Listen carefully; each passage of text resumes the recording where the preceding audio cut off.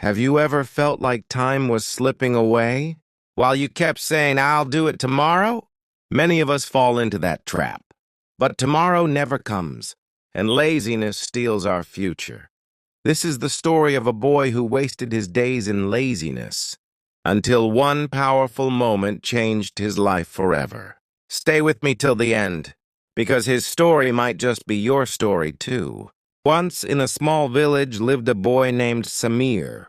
He was around 18 years old, full of energy, full of dreams, but he had one big weakness. Samir was lazy. Every morning, his parents would call him to wake up. But Samir would turn to the other side and say, "5 more minutes." And those 5 minutes always turned into hours. While other kids studied, Samir delayed. While others helped their parents, Samir made excuses. And while others planned for their future, Samir said, "I'll think about it later." His parents worried. His teachers warned him. But Samir laughed and said, "Don't worry, I'll manage." Day by day, opportunities passed him by. He wanted good grades, but he didn't prepare. He wanted respect, but he didn't put in effort. And slowly, people stopped expecting much from him. One afternoon, Samir's father returned from the fields. His clothes were covered in dust, his face tired from hours of hard work under the sun. He saw Samir lying under a tree, daydreaming, while books lay untouched beside him. "Samir," his father said softly, "why don't you study? Why don't you help?" Samir yawned and replied, "Abba, I'll do it tomorrow." His father sighed. He didn't scold him, but his silence was heavy. That night at dinner, Samir overheard his parents talking. His mother said, "I'm worried about him. What will become of our son?" And his father replied, "If he doesn't change now, life will teach him the hard way." These words pierced Samir's heart. But still he brushed them aside, thinking, "They don't understand me." A week later, the school announced a competition. It was for a scholarship, something that could change a student's future. Samir's best friend, Imran, decided to participate. "Samir joined too," Imran said. "This is our chance." Samir laughed. "Oh, I'll think about it later." Days passed. While Imran prepared with full focus, Samir wasted his time. He overslept, played games, and told himself, "I still have time."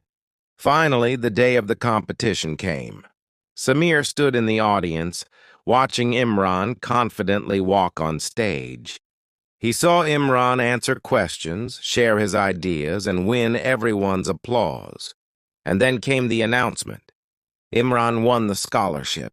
He would now study in the best college of the city with his future secure.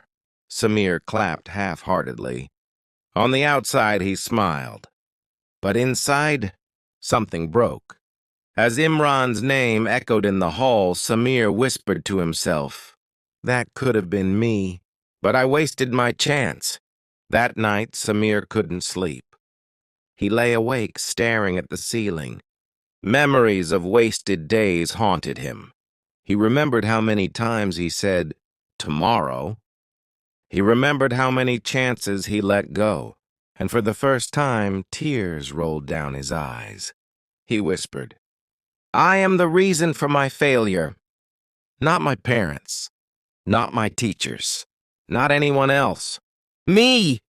The weight of regret pressed on his heart. He felt ashamed, guilty, and broken. But in that silence, another voice rose inside him. A voice that said, "Enough is enough. If I want respect, I must earn it. If I want success, I must work for it. Laziness will not decide my future, I will." From the next morning, Samir changed his routine. When the sun rose, he rose with it. He studied for hours, worked hard in the fields, and helped his parents. It wasn't easy. There were days he wanted to give up. But then he remembered that painful moment, the night of regret. And that memory pushed him forward. Slowly, people began to notice. His teachers saw improvement. His parents felt proud. And even his friends looked at him with new respect. Months later, a new competition was announced. This time, Samir prepared with all his heart. And when he walked on stage, his voice was clear, his answers strong. The applause he heard that day was the applause he once thought he'd never earn. He didn't just win the competition. He won back his self-respect. He proved to himself and to everyone else that laziness was not stronger than his willpower. Dear friends, Samir's story teaches us something simple but powerful. Laziness may feel comfortable today, but tomorrow it steals your dreams. If you want success, you must act now, not tomorrow, not later, but today. So ask yourself, what's one thing you've been delaying? What's that tomorrow you keep waiting for?